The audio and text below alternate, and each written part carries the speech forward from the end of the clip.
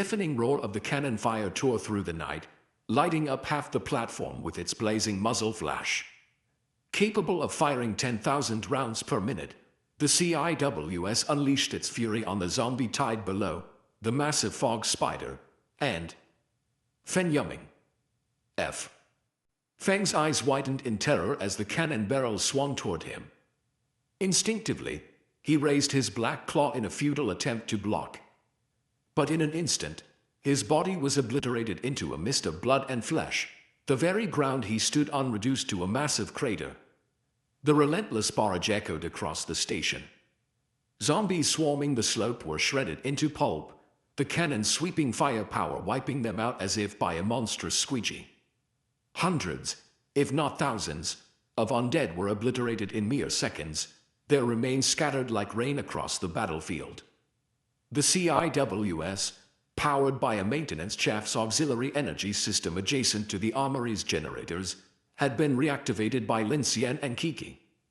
Lin Xian had repaired the partially damaged components after consuming the generator system using his mechanical devour ability. The result, the weapon was back online at full capacity. Beneath the train, Lin Xian watched in awe. The sheer destructive power left him speechless. No carbon-based lifeform could withstand this kind of firepower. But the thought nagged at him, if the Starfleet had such weapons, why did the world's defense systems vanish so mysteriously after the apocalypse began? Run! Tang Hai screamed, pale with fear. Watching his nephew obliterated into nothingness, he slammed the locomotive's throttle forward. The cannon hadn't targeted the train, and Tang Hai hoped to escape while crushing Lin Xian beneath the wheels. The train began to move, and Lin Xian, still under the cars, felt the wheels rumble to life. He realized Tang Hai's plan and quickly grabbed hold of the train's undercarriage, intending to use his mechanical heart to seize control. But the train was far larger than he anticipated, and his drained stamina made it impossible to establish control quickly. Damn it! Lin Xian muttered. He prepared to roll out from under the wheels to regroup. But before he could act, a deafening clang echoed from the front of the train, halting it abruptly. Seizing the chance, Lin Xian scrambled out from under the train. By now, the CIWS had stopped firing. While its firepower was devastating, its ammunition capacity allowed only 15 seconds of sustained fire. Still, that was more than enough. The courtyard and slopes had been reduced to a smoking hellscape of blood and gore. Even the grass was scorched away. The fog spider, now visible, lay in pieces, its truck-sized body reduced to an unrecognizable heap. Curious why the train had stopped, Lin Xian glanced ahead, wondering if the electrical systems had failed. His eyes widened in shock. Emerging from the fog, blocking the tracks, was a massive red iron behemoth. The infinite train. The sudden collision had thrown Tang Hai off his feet, leaving him bloodied. He clambered up, confused, thinking the train had hit an invisible wall.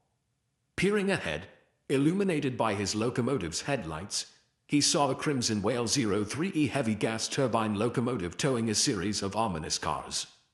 Tang Hai's face turned ashen, and his men panicked. Where the hell did this train come from? Damn it! We're cursed. What the F is going on? From a slope nearby, Lodoyet emerged, grim-faced, wielding a grenade launcher. Without hesitation, he fired a shell into the side of Tang Hai's train car. Boom! The explosion tore through the car, killing many of Tang Hai's gunmen. The few survivors stumbled out, coughing and disoriented, only to be greeted by a young girl standing before them, smiling mischievously. Hello there. Where are you guys headed?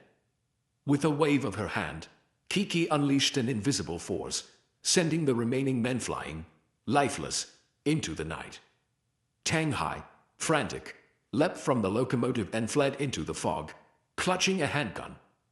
Most of the zombie horde was gone, but fear gripped him as he stumbled along the railway in darkness.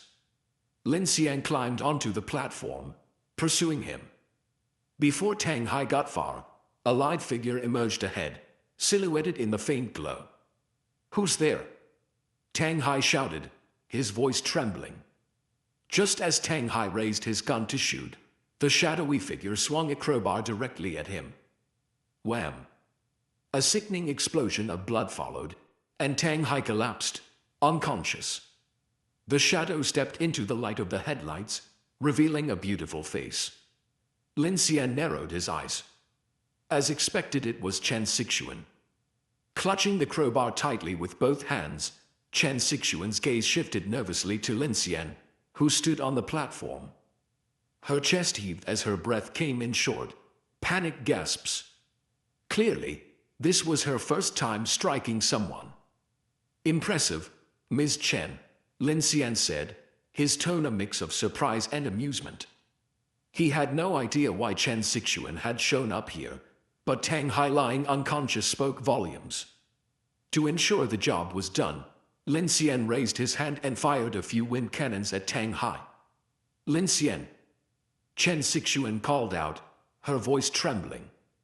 She was overwhelmed by the grisly scene. Rail tracks, the platform, and the slopes were all covered with mangled remains. The air reeked of smoke and blood, so thick it seemed to boil. Thud. Thud. Two more wind cannons echoed as Lin Xian quickly dispatched a pair of lingering zombies sneaking up behind Chen Sixuan. She screamed in fright. Relax, Lin Xian said, exhaling deeply. His eyes shifted to the distance, where Lodoye stood, seemingly lost in thought. Lin Xian called out, "Where's Jasha?" Lodoye snapped out of his daze and began searching frantically. Eventually, he found a mound of dirt and dug through it, uncovering a dusty, battered Lodoshasha. Brother, Lodoshasha gasped, her voice weak as she panted heavily. Are you okay? I'll manage, Lodoye replied, his voice steady despite his injuries. A bullet wound in his back and a pierced arm. The tower-like man acted as if he barely noticed the pain. Lin Xian, seeing the siblings alive, breathed a sigh of relief. But hearing the approaching moans of zombies in the fog, he quickly shouted, "Hurry, get on my train to hide." Lodoye glanced up at the massive infinite train, quickly realizing Lin Xian's intent. Without hesitation, he nodded seriously and carried Lodoshasha aboard. Quick, get on board, Kiki called out. She had just finished dealing with the remaining gunmen. Looking at the battlefield littered with carnage, she couldn't help covering her mouth in awe. Her white eyes sparkled with curiosity. Wow, what a scene. You're amazing. Lin Xian stared at her, baffled. This 16-year-old girl faced the gruesome aftermath of the battle without a hint of fear or disgust. Instead, she sounded excited. Under Chen Sixuan's guidance, the group hurried aboard the infinite train to rest temporarily. By now, it was only 7 p.m., leaving at least 7 or 8 hours until dawn. Chenji, how did you manage to bring the train here? Kiki asked eagerly as soon as she got on board, her face filled with astonishment. Ever since she and Lin Xian entered this fog-shrouded area, all wireless signals seemed to have been completely blocked by an invisible hand, cutting off all contact with the outside world, including communication with Chen Sixuan. Chen Sixuan, in a flurry of activity, handed a medical kit to Lavoshasha with a sense of urgency in her voice.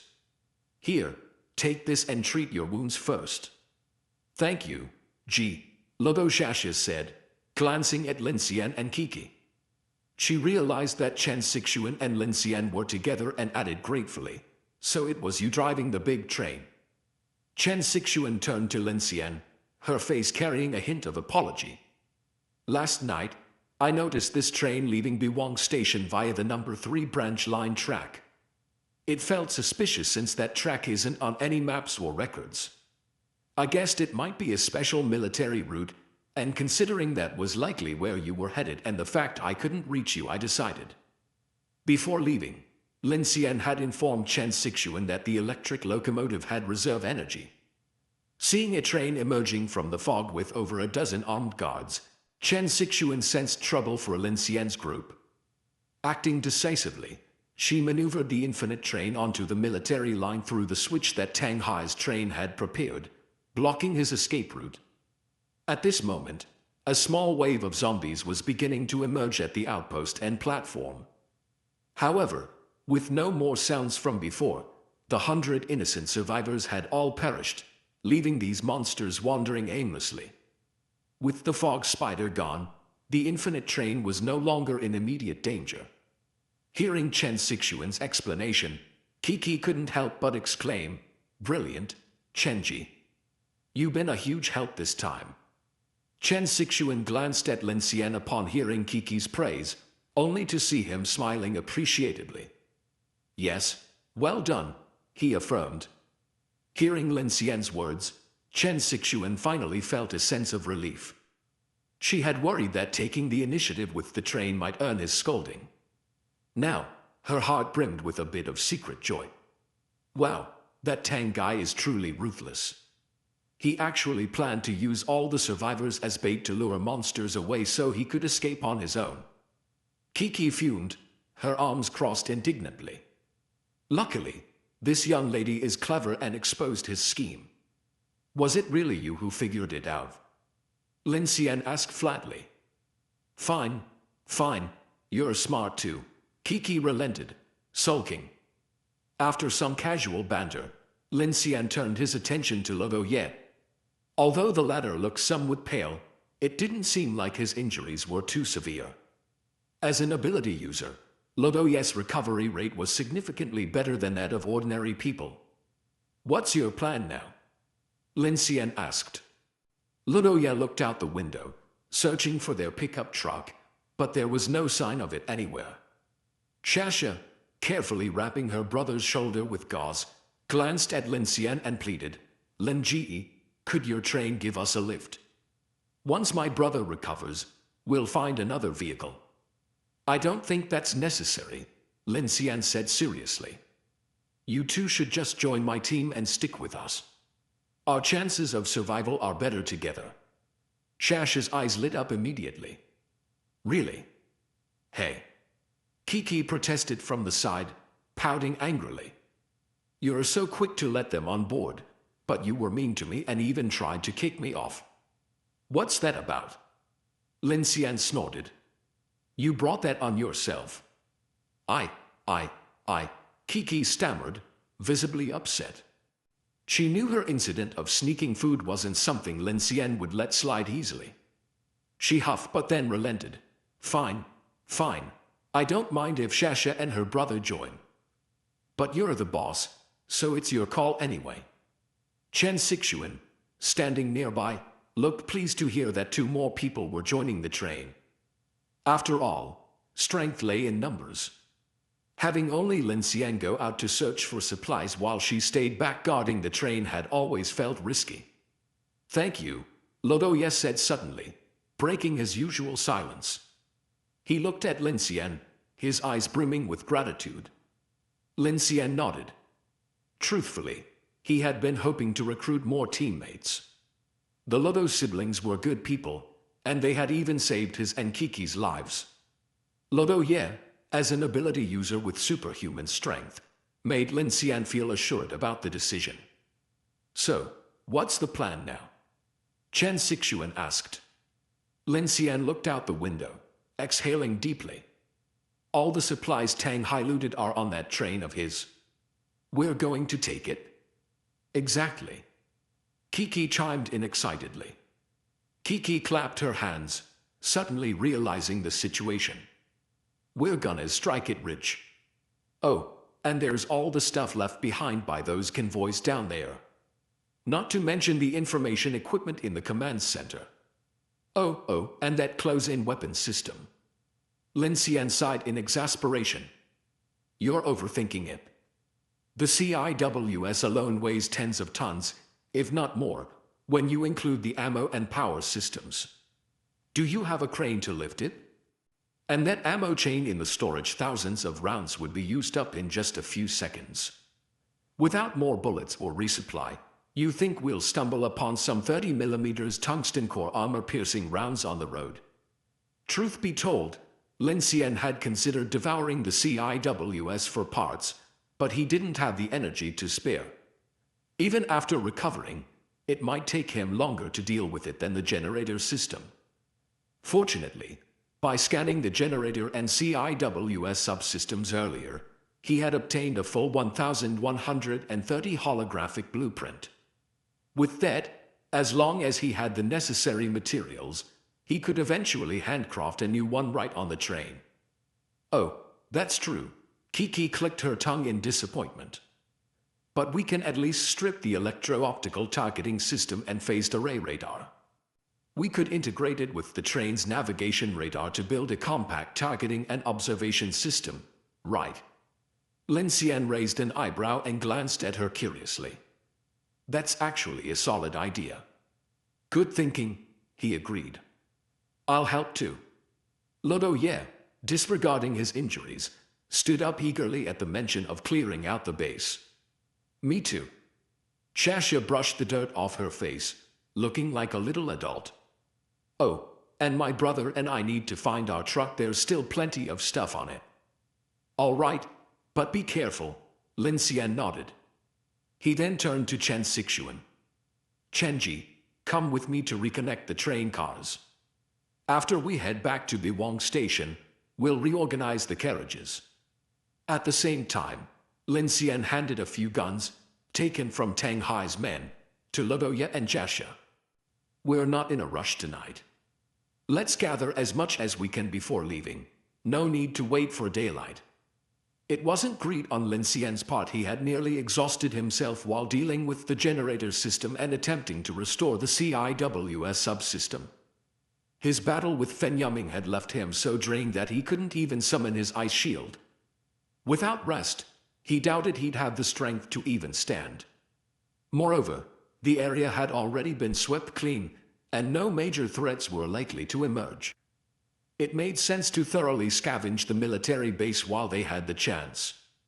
What excited Lin Xian the most was discovering several flatbed trailers that Tang Hai had loaded with jeeps, off-road vehicles, and Jian Yu's armored car.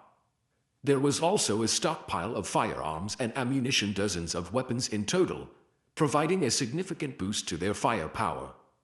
Aboard the train, Lin Xian opened the mechanical heart interface, reviewing the data from devouring the massive generator system. Devour successful, mechanical source points plus 200, mechanical devour skill proficiency plus 100, bonus, strength plus 15, speed plus 10, defense plus 10. Congratulations! Your mechanical heart has leveled up to LV.2 and unlocked a passive skill, Dissolution Space. Dissolution Space, passive upon completing mechanical devour, 20% of the device's materials are recovered and stored in a dedicated 100-ton capacity space. These materials can be directly used for blueprint-based manufacturing. Congratulations! Strength attribute has leveled up to level 2. Burst capacity, 200 kilograms. Congratulations! Defense attribute has leveled up to level 1. Hard bones, tough skin. Strength, speed, and defense attributes are all activated. Detailed parameters are now available. Congratulations! Wind cannon skill has advanced to level 2. 6%. Current mechanical heart level, LV.2, 10/1000. Hint, leveling up the mechanical heart grants special skill rewards. At LV.3, LV.6, and LV.9, a mysterious awakening will occur. Strength level, 2, 17%. Burst capacity, 200 kilograms. Speed level, 1, 62%. Max speed, 10 m/s. Defense level, 1, 21%. Hard bones, tough skin. Mechanical awakening, not unlocked. Mechanical devour, 2, 208/500, enhances devour efficiency. Mechanical manufacturing, 1, 112/300, enhances construction efficiency. Mechanical passives, scan/repair/dissolution. Special skills. Wind cannon, normal, level 2, 6%. Ice shield, normal, level 1, 22%. Devouring the 1,900 kilowatt generator system was Lin Xian's first time taking on such a massive device since obtaining the mechanical heart. Though it took 7 or 8 hours, the rewards were incredibly satisfying. Looking at the glowing interface, Lin Xian noted not only the upgrades to his strength and defense but also the leveling up of his mechanical heart to level 2. Most excitingly, the newly activated dissolution space skill was incredibly practical. Previously, manufacturing from blueprints was cumbersome, especially when collecting materials. Now, the dissolution space allowed devoured machines to yield usable materials directly, which could be stored in this exclusive space. However, it was limited to materials from mechanical devourers and couldn't function as general storage, a slight regret. Still, it was a game changer. He mused aloud, so wind cannon and ice shield are just basic skills. That means there are higher tier abilities. If I could devour that CIWS or the Iron Guard 3 military assault armor, who knows what surprises might await. Examining his stats, he chuckled. Bursting 200 kilograms. I'm stronger than a professional boxer now. Damn. With 2 new helpers aboard, the infinite train was far less lonely. After eating and drinking a little to recover his energy, Lin Xian joined in the scavenging efforts. Lodoyet was assisting Kiki in hauling computers and servers out of the bunker. She planned to convert Car2 into an information center which would double American Samoa, her private sleeping space. She even dragged out a bunk bed frame from the bunker's dormitory. Meanwhile, Chen Sixuan and Chasha, equipped with gas masks from the armory, were collecting scattered weapons and supplies in the outpost courtyard. Despite the eerie surroundings, zombies lurking in the darkness and black bugs covering the ground, they worked tirelessly, guns in hand, hauling bloodied supply crates without batting an eye. Lin Xian couldn't help but admire their fortitude, honed by the harsh environment. Lin Xian pondered how to transport both the Iron Guard 3 military assault armor and the TFV-600 heavy twin-barrel tank back for study. But as he took a few steps forward, a rustling sound from the distant tracks caught his attention. Frowning, he moved to investigate.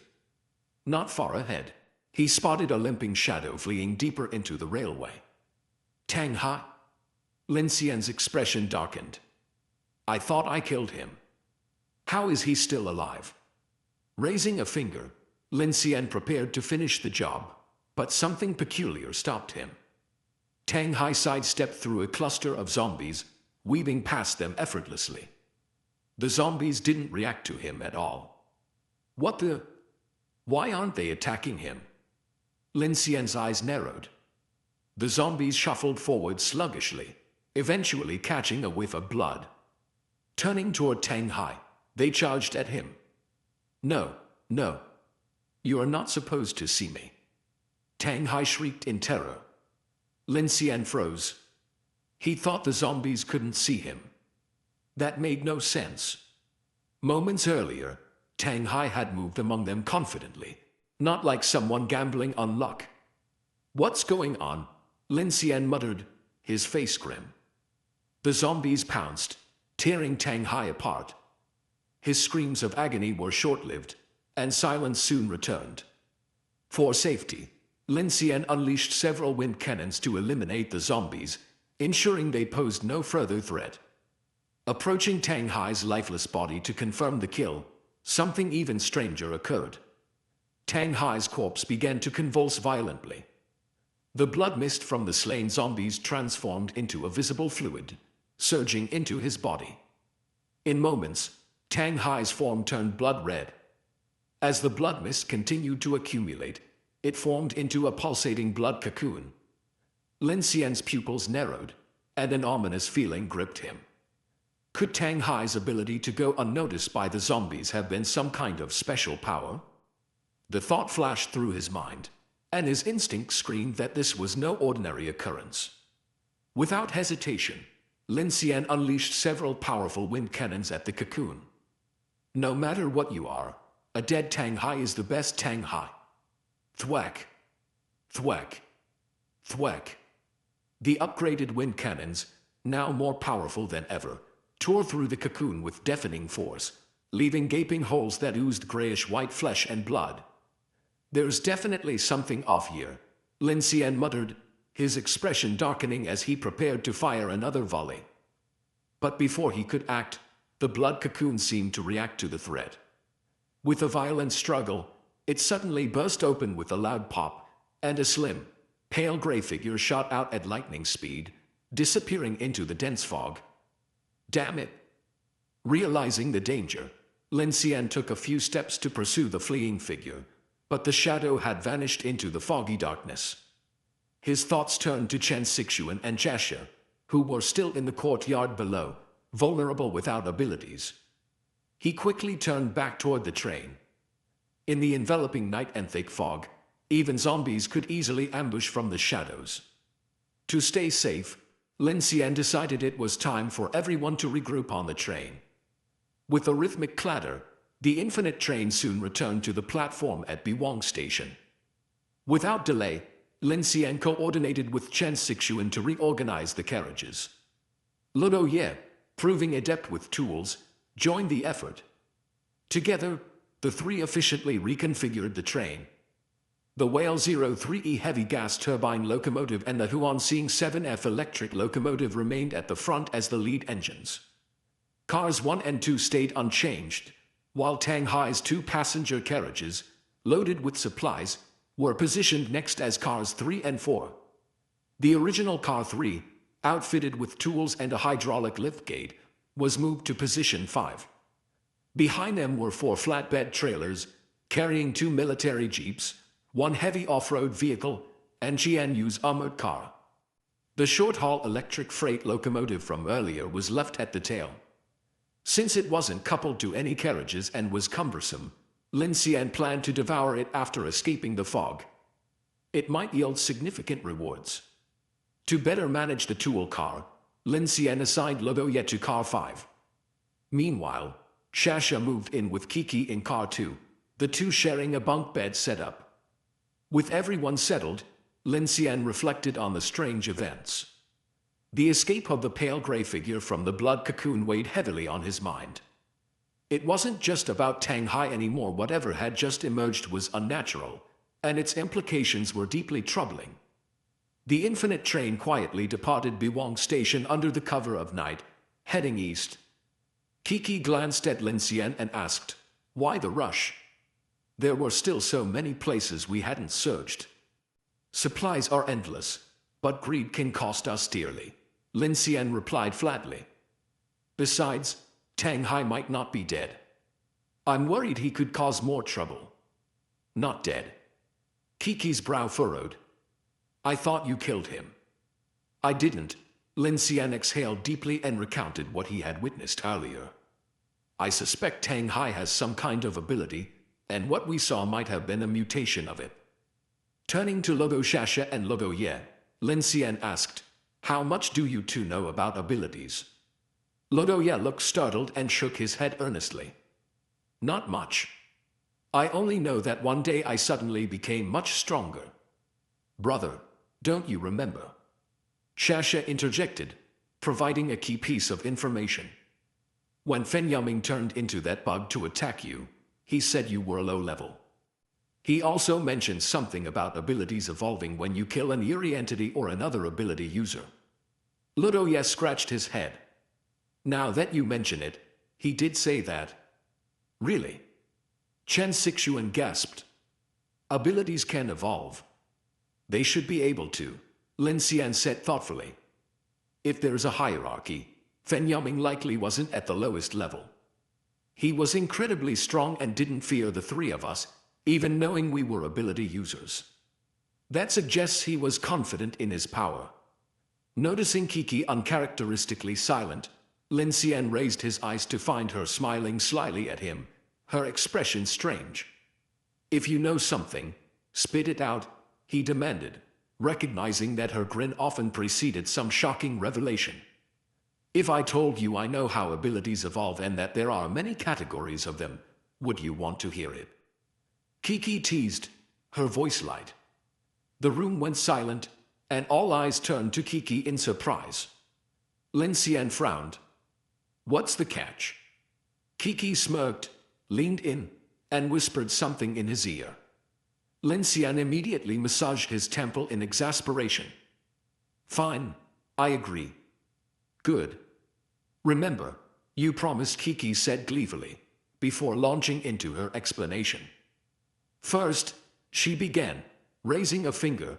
After the first polar night, over 10,000 cases of mutated humans were documented globally, though that's only a fraction of the post-disaster data. After Apocalypse Day, the federal government urgently established a special research bureau called the Angel Project. Its purpose was to study these mutations and possibly use their powers to uncover the secrets of the abyss and save the world. How do you know this? Chen Sixuan asked, astonished. Kiki shrugged smugly. Hacking into the federal government's intranet isn't that hard. Besides, it's the apocalypse who's going to stop me. Continue, Lin Xian said, his sharp gaze fixed on her. He suspected that Kiki's background was extraordinary, whether or not she was the heiress of the Linglong Corporation. Her ability to secure a rescue helicopter after the polar night was no coincidence. Kiki cleared her throat. The Angel Project gathered surviving top scientists. Their research found that all survivors who didn't mutate into zombies during the polar night shared a common type of energy that repelled external influences. They named this energy soul wave value. Even the weakest survivors, frail women or children, had a soul wave value of at least 1. In contrast, zombies and eerie entities had negative values below 0. At first, they thought it was a selection mechanism. But without any discernible pattern, it was simply labeled as the survivor's life energy. What's interesting, Kiki continued, is that ability users and physically robust individuals all had significantly higher values. The Angel Project classified 34 similar ability categories and evaluated them based on functionality and destructive power. They correlated these metrics with soul wave values and found a positive match. In essence, soul wave value represents life force or the ability to resist the night's invasions. The stronger a person is, the higher their value. That's the first point, Kiki said, raising a second finger. The second critical discovery was that abilities are capable of evolution. Some records even showed individuals with values exceeding level 3 or even level 4 from the start. Level 3, level 4. Lin Xian frowned. Are you leaving something out? Kiki shrugged. I schemed the data, But basically, the researchers used metrics like soul wave value, physical strength, energy output, destructive capacity, and biological lethality to create a weighted grading system. Here's the gist. Ordinary humans and low-level ability users fall into the source level range, with soul wave values from 1 to 100. Level 3, known as adamant level, signifies those who've surpassed human limits. Killing them without heavy weapons becomes nearly impossible. Their soul wave values range between 500 and 1,000. The room was silent as Kiki finished. Everyone was digesting the information, the scale of the revelation sinking in. The fourth level, Berserk level, is considered a massive regional threat. It requires substantial military forces, heavy tanks, and various armored weapons to suppress. Its soul wave value ranges from 1,000 to 3,000 units of combat power, Kiki explained. As for anything above destruction level, there's no detailed data yet. They only have theoretical projections based on exponential growth. Ludo-Shasha, eyes wide with curiosity, asked, Kiki-ji, how exactly do abilities evolve? Well, it might not be what everyone expects. Kiki's expression grew complicated. From what I've seen in the classified reports, it does suggest that ability users at evolution level 2 or above can increase their soul wave value through combat, especially by defeating eerie entities or other ability users. However, since this comes from early stage reports, the details are sparse. Level 2 and beyond. Lin Xian's gaze sharpened. What about level 1? Ah. Kiki looked at him with amusement. Now you're asking the right question. With a serious expression, she paced the floor. Here's the strangest part. The Research Bureau discovered that source-level abilities are inherently unstable. Ability users at this stage seem to require a trigger, an event, ritual, or emotional shift to evolve. The Angel Project theorized that true transformation or full evolution begins only at level 2. That's why they call it the evolution level or breakthrough level. Ritual. The group reacted in unison, their voices laced with disbelief. The term carried an almost mystical or religious connotation. Exactly, Kiki continued. Take Fen Yuming, for example. I suspect he belongs to either type 16 limb mimicry or type 21 aberration proliferation. In both cases, evolution occurs when they kill an eerie entity or an ability user and absorb flesh and blood through mutated limbs or bodies. This process has a chance to trigger evolution. She paused and turned to Lodo Yet. But for someone like you, Lodo Big Guy, it's different. Based on your description, you should be a type 3 body enhancement ability user, a common type. However, this type requires an entirely different method to evolve to level 2. The Angel Project reports multiple inconclusive evaluations for this pathway. Methods like Fen Yuming's are completely ineffective for you. They are considered alternate evolution pathways. Really? Lodo Shasha exclaimed, visibly unsettled. That sounds terrifying. Who knows? Kiki shrugged. From the perspectives of biology or physics, well, scratch that. Those fields are practically extinct now. Let's just treat it as theology. There's one more thing, Kiki added. The Research Bureau determined that ability evolution is a double-edged sword. In other words, ability users share vulnerabilities similar to zombie infections. Without specific conditions, they can succumb to the power's corruption, leading to evolution errors or becoming zombies themselves. When someone's soul wave value drops below 1, they term this state as corruption. Corruption? What about Tang Hai? Lin Xian asked. That situation I just witnessed, have you seen anything like it in the data? Kiki nodded, her expression serious. Not only have I seen it, but I'm sure Tang Hai fits into type 32, uncertain infection. It's fascinating. Frowning, she elaborated, this type is almost undetectable at the source level because there are no noticeable physical or mental changes. The only distinguishing characteristic is not being easily detected by zombies. Lin Xian interjected, recalling the earlier scene. His face darkened. Exactly. Kiki confirmed. But here's the catch, this type of ability is one of the easiest to evolve. Does that mean being bitten by a zombie guarantees evolution? Lin Xian pressed. Yes, and no. Kiki tilted her head, her expression clouded. Based on the limited cases, evolution isn't guaranteed or tied to a specific outcome. It's also possible to experience evolution errors. No wonder Tang Hai could run rampant in the fog and darkness for so long. The monsters wouldn't even harm him, Lin Xian muttered, finally piecing it together. It made sense now. Tang Hai's injury must have released enough blood to attract the zombies, causing him to be attacked. Yet, ironically, this led to his evolution. Thinking about it, Lin Xian felt a pang of regret. He should have just ended Tang Hai on the spot. Now, a potential threat had been left behind. Still, he felt grateful for having repaired the CIWS in time. It had been the correct choice for survival. With Kiki unconscious at the time, Lin Xian alone couldn't have dealt with the fog spider, Fen Yuming, and the overwhelming zombie tide all at once.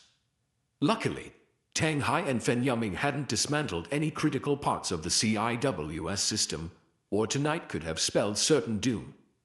Returning to the conversation, Lin Xian turned to Kiki. So, do you know how your own ability evolves? Kiki gave a faint smile and shook her head. I have a rough idea.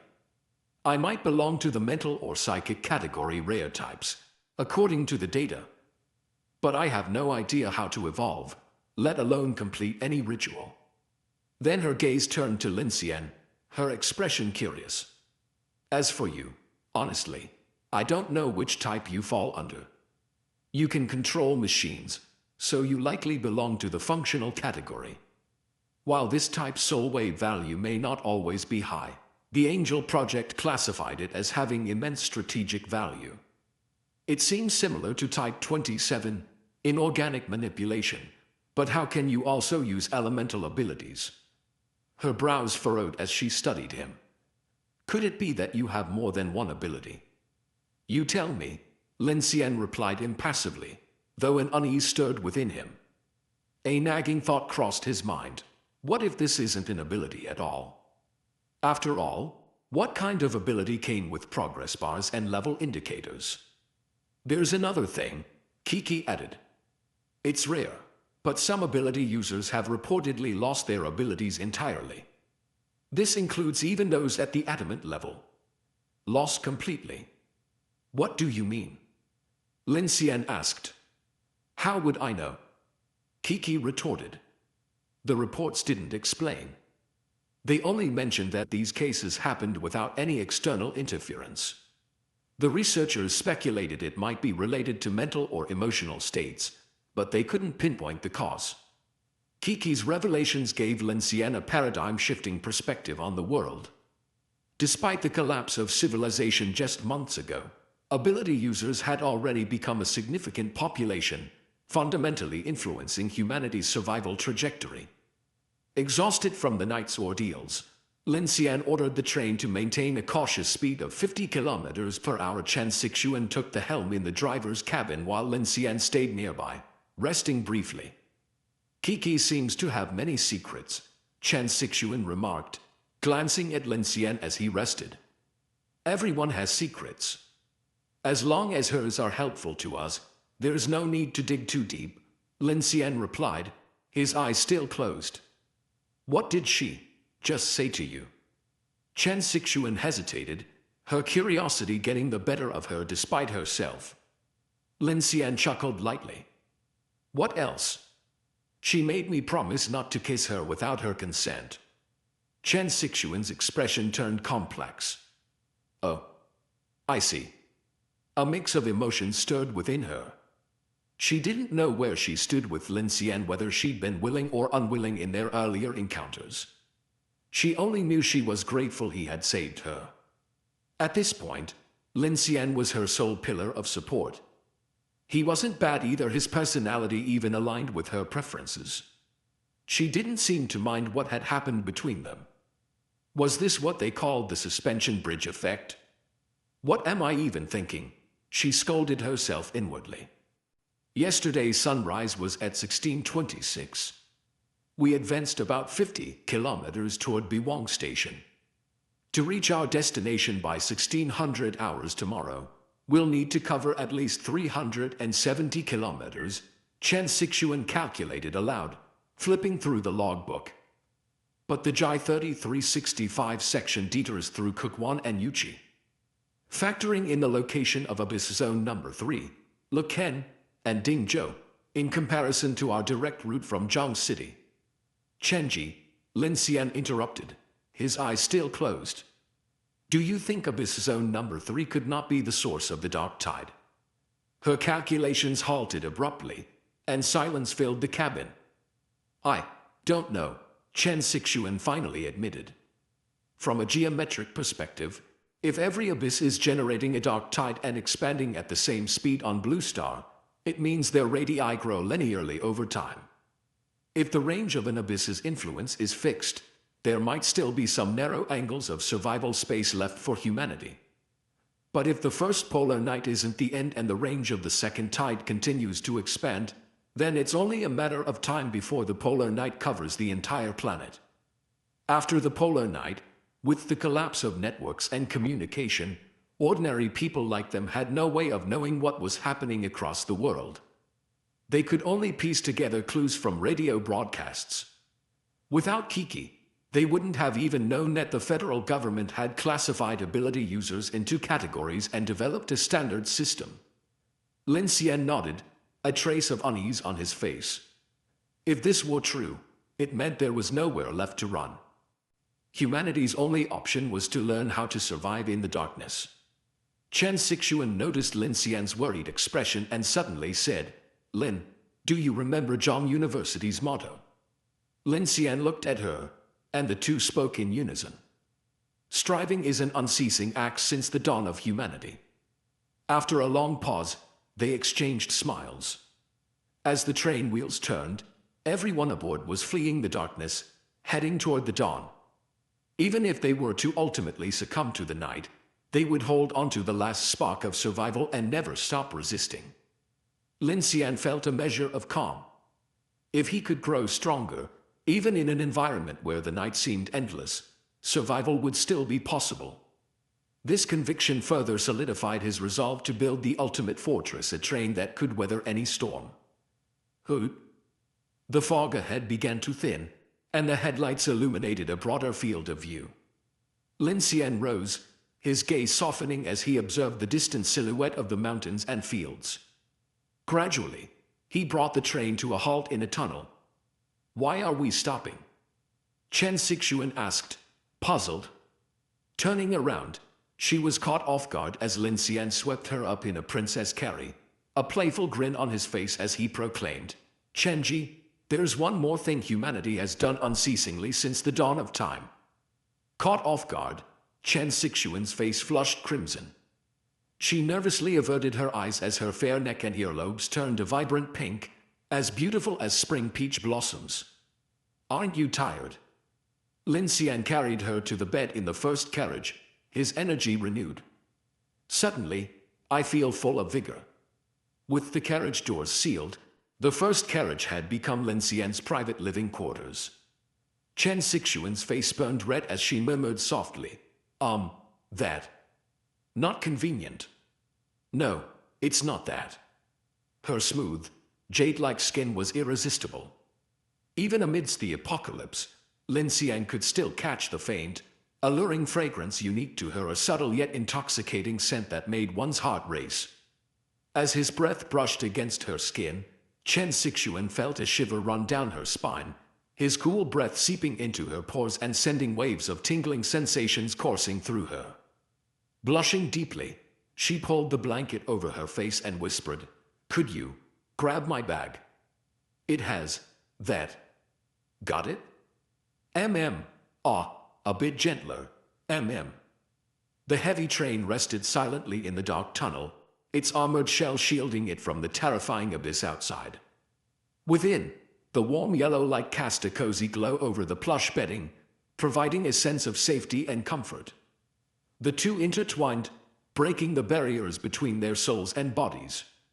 One figure was tall and lean, the other graceful and supple. Their movements ebbed and flowed, like a racing war machine or a mighty ship breaking through the waves. The night deepened. In Car 2, Lodosasha was sound asleep on the top bunk, while Kiki, lying below with her head buried under a pillow, blushed furiously. The strange rhythmic sounds from the next carriage were impossible to ignore. Gritting her teeth, she muttered curses under her breath, mentally drawing circles to curse a certain someone. Tomorrow, she resolved, she'd install soundproofing panels in Car 2 and weld on an extra layer of steel for good measure. Clang, clang. A standard railway stretched eastward through the mountainous terrain for over 1,000 miles. Since departing Jong City, the infinite train reached daylight for the first time after an overnight journey. At 15:47, dawn arrived earlier than anticipated. Chen Sixuan, who had stayed up all night managing the train, hadn't yet rested. Taking advantage of the daylight, she and Lodosasha, along with Lodo Ye, began tallying the supplies they had gathered during the night. Meanwhile, Lin Xian, in the driver's cabin, gulped down an entire bottle of water, feeling significantly refreshed. Thankfully, the night's travel had been uneventful, aside from smashing a few stray zombies, which had caused no significant trouble for the train's operation. Good thing the mechanical heart was upgraded. Dragging this many carriages would have been impossible otherwise, Lin Xian muttered. The electric locomotive's stored energy efficiency had been reduced due to the added load. Combined with the strain on Lin Xian's ability, it meant he had to stop and rest every 3 to 4 hours. The energy issue is something we can't ignore anymore, he thought. To address this, Lin Xian envisioned a system beyond his energy recovery mechanism, incorporating a generator or an auxiliary fuel tank. Such equipment could ensure continuous train operation even when he was too exhausted to use his ability. In theory, breaking the energy consumption limits imposed by increased weight would require integrating a small nuclear power unit with his upgraded ability. Only then could they achieve perpetual motion. Lungi. From a distance, Lodosasha excitedly called out from one of the train carriages. Come quick. With the train now stopped, Lin Xian had been considering taking a breather. Hearing her call, he walked over. The rear ramp of Car 5 had already been lowered. On the grassy slope by the tracks, all sorts of supplies were spread out, many still stained with blood due to the haste of the previous night's gathering. Look at this, Lin Xian. Chen Sixuan exclaimed joyfully, wiping sweat from her brow with the towel. Not far from the tracks, a small stream allowed her to rinse the supplies while tallying them. Kiki jumped down from the train and grabbed Chen Sixuan's inventory sheet. Her eyes lit up immediately.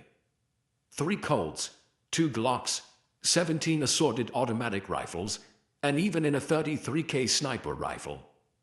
Plus, look at all this ammo. And this. Lodosasha chimed in, holding up their prized M36 grenade launcher. This thing packs a punch. Lin Xian exhaled in relief. Looking at the spoils scattered everywhere, he smiled faintly. Looks like we won't need to use blades to take down giant bugs anymore. Wait, there's something else, something you won't believe. Kiki grinned mischievously as she climbed into an armored vehicle's carriage. She opened the driver's door and retrieved the remote control. Pressing the button, she activated the mechanism. Whir.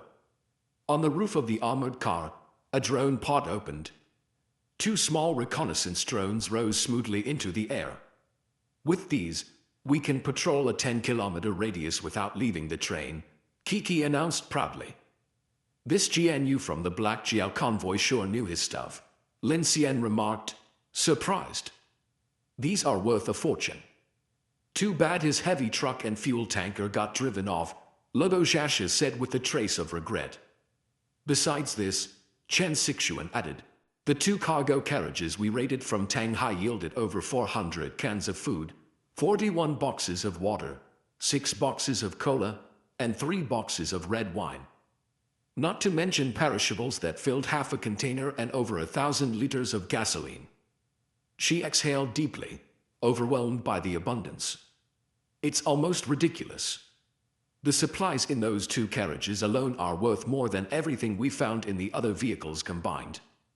Well, that makes sense, Lin Xian said, his tone serious. Tang Hai holed up in an air raid bunker and looted countless survivors. This is his entire stash. The sheer volume of supplies, enough to sustain 20 people for over 3 months, was far more than Lin Xian's group of 5 needed. They were flush with resources, free from immediate worries about food and water. By the way, there's something else. Chen Xixuan pointed towards the rear of the train. Besides the 4 cars they had taken, Lin Xian noticed something at the very back he had missed earlier. There, on the last 2 flatbeds, sat a Steel Guard 3 military assault exosuite and a TFV-600 heavy dual-barrel tank, both over 3 meters tall. Startled, Lin Xian asked, "When did you load these onto the train? Did you use the crane?" That seemed unlikely, as the small electric crane couldn't have handled such heavy machinery. Besides, he was the only one who could operate it. Humph. A smug snort came from behind. Kiki, arms crossed, jumped down from the train, her face full of pride.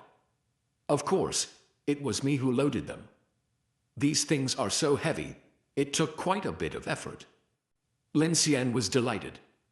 He had planned to dismantle them for parts if repairs weren't feasible. But now, thanks to Kiki's ability, they were already secured on the train. Letting her rest early the previous night had been the right call. She'd proven invaluable. Well done. You've earned yourself a can of meat today. Who cares about your meat cans? Kiki smirked. If you really want to thank me, fix that radar system and those computers for me today. Oh, and the heater too. It was freezing last night. Cold, was it? Lin Xian glanced at Chen Xixuan, who blushed and avoided his gaze. Yeah. It was below freezing even during the day. As if to underscore the point, a biting wind swept through, making everyone shiver.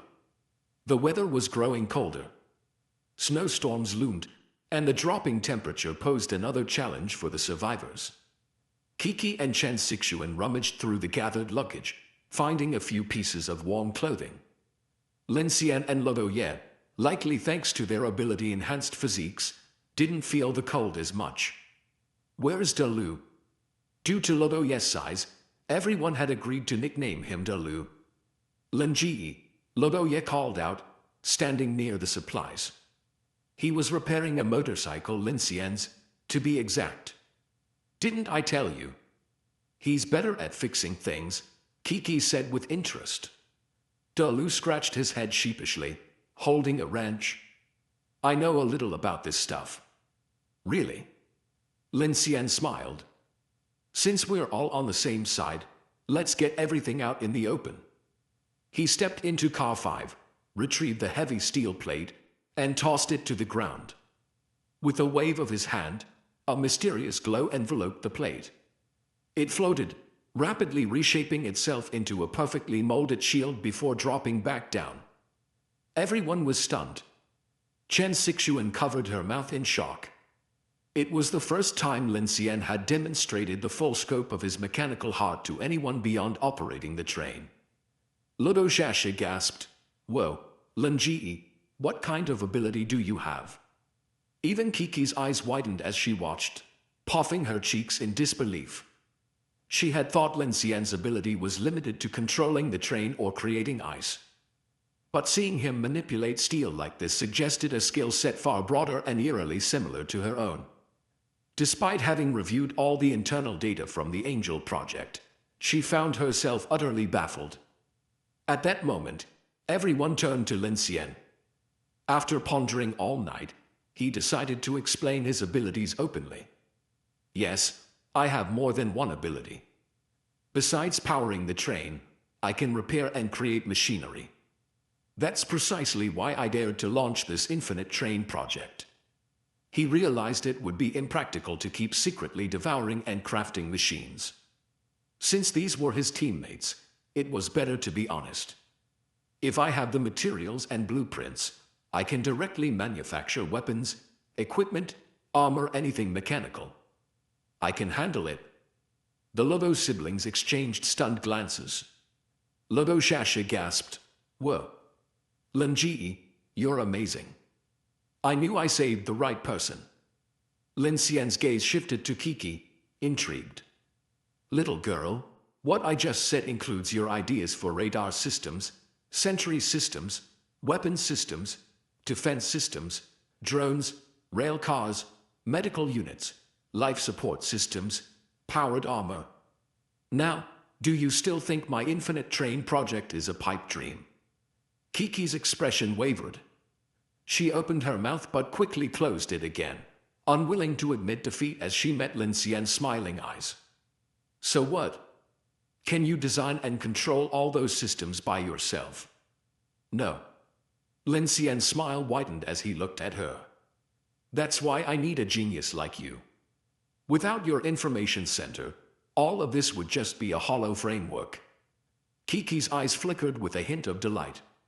She glanced slyly at Lin Xian, clearly pleased, and said with exaggerated nonchalance, "Oh, this is flattering. Fine. If you can get the heater working, I might consider joining." "Deal." Lin Xian took a deep breath, glancing at Chen Sixuan and the others. "At first, I just wanted to build a mobile safe haven, a fortress where we could survive the cursed darkness and this apocalypse. But after this train began moving, I realized every day is a struggle against terror and danger.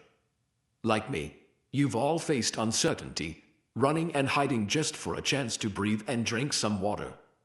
The polar night killed countless people, and those who survived are on the brink of madness. I realized something. In this freezing, apocalyptic darkness, this train needs friends, people who can help us survive longer and go farther. The planetary orbital rail is 320,000 kilometers long. We may not finish it, and we may not escape the polar night, but as long as there's a chance to live one more day, I won't give up. As long as I have strength, this train won't stop. I want everyone on this train to be family, facing life and death together." His words were calm and casual, as if he were simply chatting. But the others' expressions changed quietly. Kiki put away her usual mischievous demeanor, her gaze fixed on Lin Xian, lost in thought. Logo Shasha bit her lip, her timid unease replaced by a hint of hope. Dalu looked at his sister, then at Lin Xian, and nodded silently, his expression resolute. Even Chen Sixuan's eyes reddened. Initially, she had followed Lin Xian purely for survival, but hearing him articulate his plan and belief stirred her deeply. For a fleeting moment, she thought, even though the days ahead might be filled with disaster and running, someday, the sun would rise again. "All right, let's set up some basic roles," Lin Xian said with a sigh of relief. As the team grew, he felt more secure. "Got it." Lodo Shasha raised her hand enthusiastically, her face brimming with energy. "Linji, I can take night watch. Don't treat me like a kid." Lin Xian chuckled. "With how skilled you are with that grenade launcher, who'd mistake you for a kid?" "Hee hee." Lodo Shasha giggled, clearly proud. "I'm in," Chen Sixuan said with a rare smile. Since the polar night, she hadn't felt this light-hearted. "Whatever you need," Linji, Dolu added. "Same here." Kiki smiled, her expression unusually serious. "All right." Lin Xian nodded. After finishing the inventory, he assigned roles. Lin Xian and Chen Sixuan would take turns driving the train. During stops, Dolu would handle watch duty. With his mechanical skills, he'd also help with inspections and maintenance, as Lin Xian couldn't handle every small repair himself as the train expanded. As for Kiki, Lin Xian planned to collaborate with her on the train's future designs. Once the radar and sentry systems were operational, they'd have an extra layer of security. This major haul gave Lin Xian immense confidence in the Infinite Train project. Beyond his growing abilities, adding the capable Lodo siblings was a huge boost. Dalu's straightforward and reliable personality, coupled with his enhanced ability and imposing physique, provided a strong sense of safety. Whether in combat or technical work, he was a valuable teammate. Lodo Shasha, though young, was mature and loyal. Lin Xian assigned her to assist Chen Sixuan and Kiki. With her own small bed and the train's protection, she seemed far less anxious and happily helped organize the train's layup. According to their route, they would soon leave the mountains and enter Yubei. As a first-tier city far from the Abyss Zone, Yubei had entered the polar night relatively late. Both Lin Xian and Chen Sixuan anticipated immense complications there. Yet the train had to pass through Yubei's main hub to access the planetary orbital rail. Before that, many systems still needed to be completed, making the situation highly challenging. The gas-powered locomotive had a steam heating system, and the passenger cars had warm air systems. The fastest solution was to connect the circuits and use the warm air directly. However, Cars 1-2 and Cars 3-5 were vastly different models from different eras. Given Lin Xian's plans for a water and air circulation system for the whole train, he decided to work with Kiki to design an electric-driven water steam cycle and filtration system connected to Car 1. This system could provide heat while distilling clean water for drinking and even showers. Kiki and Lin Xian also planned to install an optical targeting system and a small phased array radar at the front of the train for emergency alerts. The surveillance and sentry systems for the entire train, however, required considerable effort. Setting up a close-in weapons system, CIWS, on the train would require significant resources, including electricity, maintenance, and factory-grade ammunition supplies.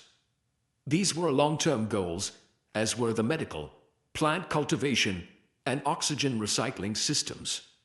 For now, Lin Xian prioritized helping Kiki install the information system salvaged from the Air Raid Bunker Command Center into Car 2, along with the optical targeting system, phased array radar, and of course the heater. One looming challenge remained: how to repair damaged rail tracks during travel. That would be the next major hurdle to tackle. This issue was the most troublesome for Lin Xian.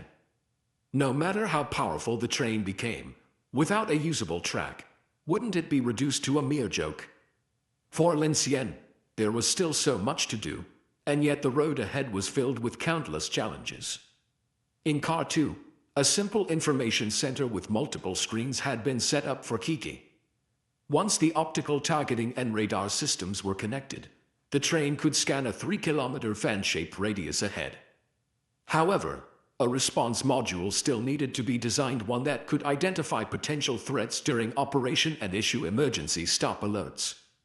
This was beyond Lin Xian's expertise, so he could only leave it to Kiki. ZZZT, ZZZT. That's strange, Kiki muttered, fiddling with Lin Xian's radio. We're well away from the ionization effects of the Abyss Zone, and it's daytime. Why can't we pick up any long-wave signals? After tinkering for a while, she sighed in frustration and gave up. What about the network? Lin Xian asked. Don't even think about it. Kiki, wearing headphones, continued working swiftly on the system. Her tone was flat. I know the federal government still has some operational satellites in orbit, but they've either been damaged or deliberately jammed. Lin Xian felt a twinge of unease. He had been able to receive a call from Chen Sixuan in Zhang City not long ago, but now even basic communication seemed impossible. What frustrated him most was the long-wave radio. He had high hopes for it was completely useless. The train, deep within the mountains, could only pick up shortwave frequencies within a 100-200 kilometer radius. Yet even these yielded little, as the area was sparsely populated except for a few villages and towns. Thus, Lin Xian and his group experienced their most peaceful yet busiest day since leaving Zhang City. The train ran from dawn to dusk, utilizing the reserves of the electric locomotive. However, as fatigue set in and for safety reasons, Lin Xian decided to stop for the night on a relatively flat plain. After nightfall, all blackout curtains on the train were lowered. From the outside, the enormous train emitted a faint glow. Stationary on the tracks, cars 3 and 4, now heavily armored, stood out. Unlike the original carriages, the armor here was a mix of standard steel and remnants of high-strength steel Lin Xian had previously salvaged, barely sufficient for now. After the tasks had been divided earlier, Chen Sixuan took on the role of a caring matron. She carried rations and water, distributing them among the group. When she arrived at car 5, she noticed Lin Xian wasn't inside. Instead, he was on the last flatbed carriage, tinkering with what looked like a piece of mechanical armor. The faint moonlight illuminated his silhouette, busy at work. Scan complete. Blueprint retrieval failed. Target lacks a core drive source, unable to generate blueprint information. Figures. Lin Xian sighed, turning off his flashlight as he gazed at the massive humanoid machine before him, disappointment evident on his face. Too bad. I'll have to devour it. At least the materials should be worthwhile. Unable to repair or retrieve a blueprint, the best use for the machine was as fuel for the growth of his mechanical heart. After ensuring the surrounding dark fields were safe, Lin Xian sat down and began the devouring process. Devour progress, 1%. Devour progress, 3%. Watching the progress bar creep forward, Lin Xian estimated it would take several hours to fully process the machine. As the long night dragged on, the task was finally completed. Devour successful. Mechanical source points plus 100. Mechanical devour skill proficiency plus 40. Bonus rewards: strength plus 2, speed plus 1, defense plus 1. Suddenly, a flash of violet light appeared before his eyes. Congratulations! You have acquired an additional skill reward, Backlash. Backlash. Rhea perform a rapid forward thrust using wind currents. Upgrading this skill significantly enhances speed and thrust distance. Whoa, a rare skill. But the name sounds kinda. Despite his initial thoughts, Lin Xian was ecstatic. It was his first rare skill, and it seemed to be a movement technique, greatly enhancing his mobility. I wonder how effective it is. He opened his disassembly space, his excitement growing as he reviewed the materials he had acquired. Disassembly. You have gained tungsten titanium alloy type I times 5, high manganese steel times 10, forged inner armor steel times 3, titanium alloy times 3. Tungsten titanium alloy type I. That's not something you see in civilian use. Lin Xian was stunned. Such military-grade materials could only be found on cutting-edge equipment like this. Regular weapons wouldn't contain anything like it. Thud, thud, thud. The crisp sound of footsteps echoed in the dark. Who's there? It's me. Kiki stepped out from behind a train, a sly grin on her face as she approached. Lin Xian, who was about to begin devouring the TFV 600 heavy dual-barrel tank, paused and asked, "What do you want?" Kiki hesitated, looking slightly awkward. "I wanted to thank you." Lin Xian raised an eyebrow, smiling faintly. "Go on. Thank you for letting me stay in car 2 and for saving me earlier." Her voice was soft. "It's nothing." Lin Xian placed his hand on the tank, activating mechanical devour as he spoke. "Without your help, whether it was with that giant bug or at the military outpost, we'd all be dead."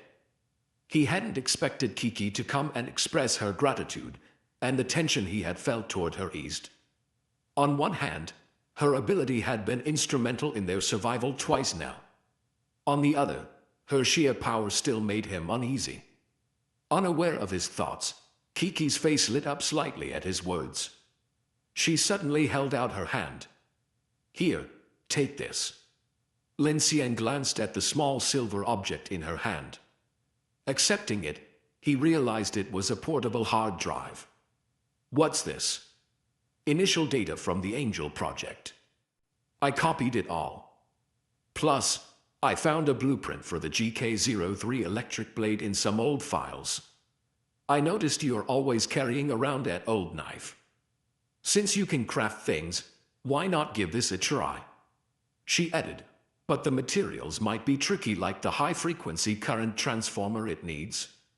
Lin Xian froze for a moment.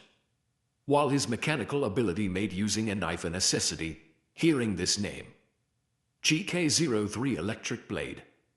This was incredible. He recalled reading about it on military forums. Developed by Kehua Heavy Industries for the Starfleet Iron Guard Brigade, it was a standard-issue melee weapon for close combat. Although it had limited production due to its energy demands and practicality issues, it was undeniably impressive. Moreover, with some modifications, the electric blade's principles could be adapted for use on his train. Noticing the eager glint in Lin Xian's eyes, Kiki tilted her head and asked, "So, truce?" Lin Xian chuckled, weighing the portable drive in his hand. "Are you referring to the time you stole bread?"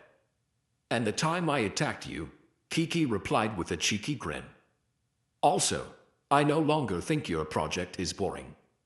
I think it's genius." "Oh." Lin Xian raised an eyebrow. "Aren't you the heir of the Dawn Project's Level 2 investors? Why the sudden change of heart?" Kiki took a deep breath. "I know you probably think I'm lying again. But the Dawn Project is real, and so is my identity.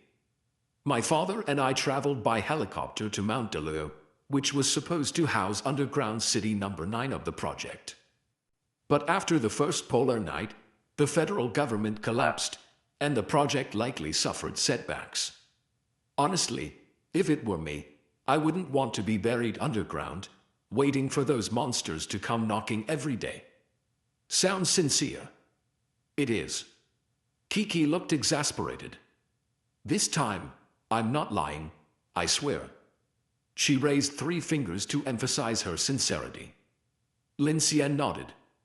"Do you know why I designed this train project, despite all the issues you are concerned about? Isn't it because of your mechanical ability?" Kiki ventured tentatively. "That's a subjective reason, not an objective one," Lin Xian replied, tapping his fingers on the tank with a serious expression.